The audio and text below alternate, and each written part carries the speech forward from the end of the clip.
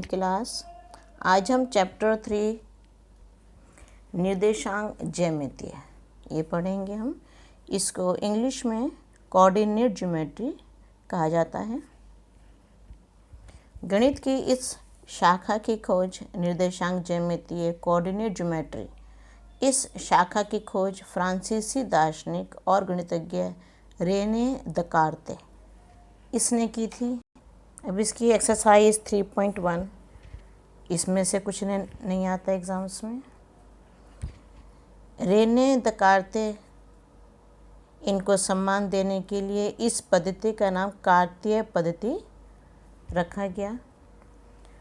कार्तीय पद्धति, इसमें पहले आप संख्या रेखा के बारे में पढ़ चुके हैं। हम पेज नंबर 64 जिनके पास पुरानी बुक्स हैं, संख्या रेखा इस पेज पे है आपका।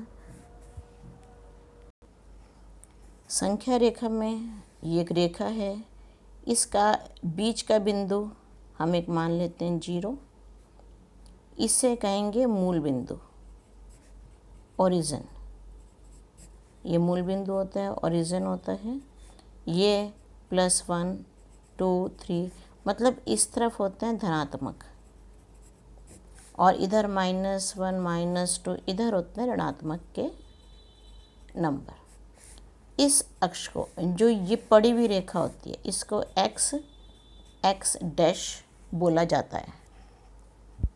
इसी तरह से अगर कोई रेखा खड़ी हुई है, इसका बीच में 0, ऊपर की तरफ 1 2 3 4, ये 1 2 3 4 बराबर दूरी पर होते हैं। नीचे माइनस के नंबर -1 -2 -3 -1, इस रेखा को y डैश बोला जाता है। इसको मीन्स x डैश ये क्षैतिज रेखा है, क्षैतिज रेखा, इसको हॉरिजॉन्टल बोला जाता है इंग्लिश में।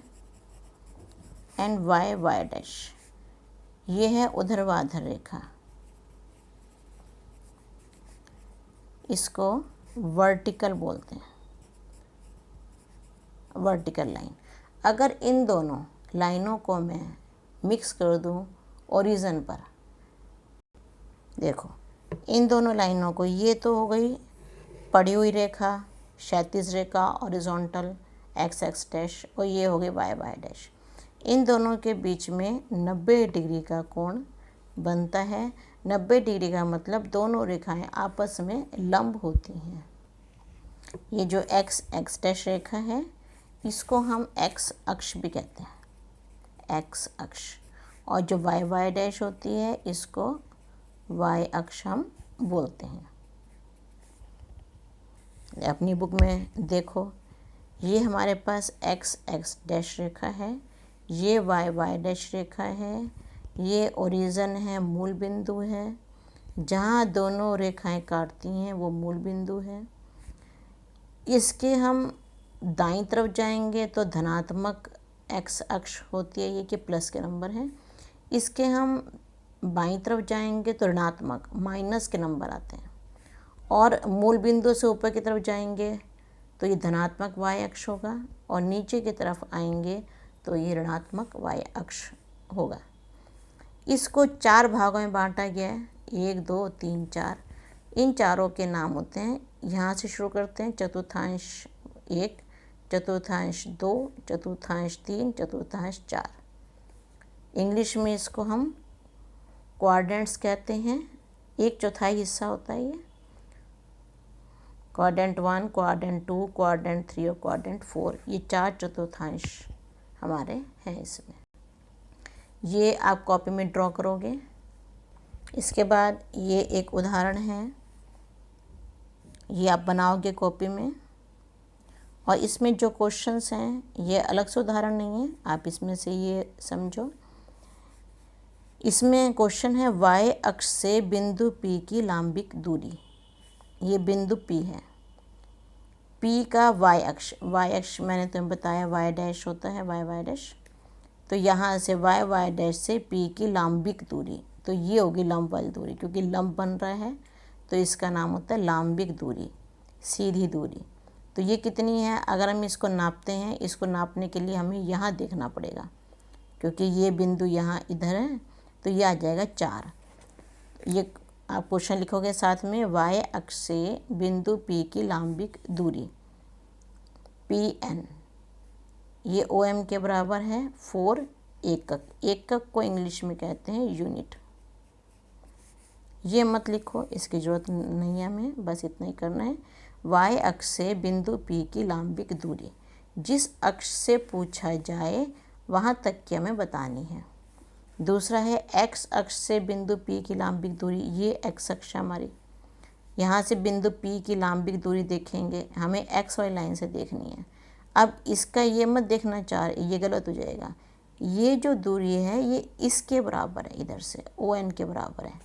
ये दूरी जो है ये दोनों ये दूरी इस दूरी के बराबर है, तो ये 3 कहेंगे हम इसको। ये एग्ज़ाम में क्वेश्चन आता है और अधिकतर सारे बच्चे यही गलती करते हैं, वो क्या करते हैं 4 लिख देते हैं। अगर x डैश से P की लंबिक दूरी पूछी जाए तो 4 कर देंगे, तो ये गलत आंसर हो जाता है, क्योंकि ये दूरी जो है वो इस दूरी के बराबर है। तो ये इसको देखने के लिए हमें यहाँ देखना पड़ेगा, यहाँ 3 लिखा है। तो x अक्ष से बिंदु P की लंबिक दूरी, अब इसको जरूरत नहीं है कि धनात्मक दिशा में नाप रहे हैं, ये लिखोगे PM = ON = 3 यूनिट। अब देखो Q की देखते हैं। अब हम पहला क्वेश्चन है y अक्ष से बिंदु Q की लंबिक दूरी। y अक्ष हमारा ये वाला है, ये बिंदु Q है, तो इस अक्ष से Q की लंबिक दूरी ये वाली हो जाएगी। यहाँ से दूरी नापनी है इसकी, y अक्ष से दूरी। अब इसका मतलब ये नहीं होगा -2 ही सोचो तुम, ये नहीं, ये दूरी इसके बराबर होगी, इस लाइन के बराबर। तो यहाँ देखो, यहाँ लिखा है -6, ये दूरी और ये दूरी बराबर है -6। अब तुम्हें पता है कि दूरी कभी भी माइनस में नहीं आती, तो इसलिए इसका आंसर क्या होगा, y अक्ष से बिंदु Q की लंबिक दूरी, लंबिक का मतलब होता है परपेंडिकुलर डिस्टेंस, परपेंडिकुलर डिस्टेंस। ये आप कॉपी में नोट करोगे सब। लंबिक दूरी है, यहाँ पे OR = SQ, ये जो SQ है, ये SQ है, ये OR के बराबर है।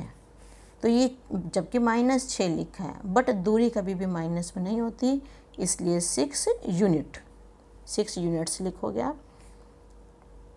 अब इसके बाद अगला है x अक्ष से, ये हमारे पास x अक्ष है, Q की लंबिक दूरी, ये दूरी। अब ये दूरी कितनी होगी, अब इसके लिए इसके यहाँ देखना पड़ेगा, इसके सामने ये पड़ रहा है तो इसको देखना पड़ेगा, ये है -2। और फिर वही बात कि दूरी कभी माइनस में नहीं होती, इसलिए क्या लिखेंगे, OS = RQ = 2 एकक, मीन्स यूनिट्स, 2 यूनिट्स। आज इतना ही कीजिए, इसके आगे का मैं कल पढ़ाऊँगी। Okay, thank you.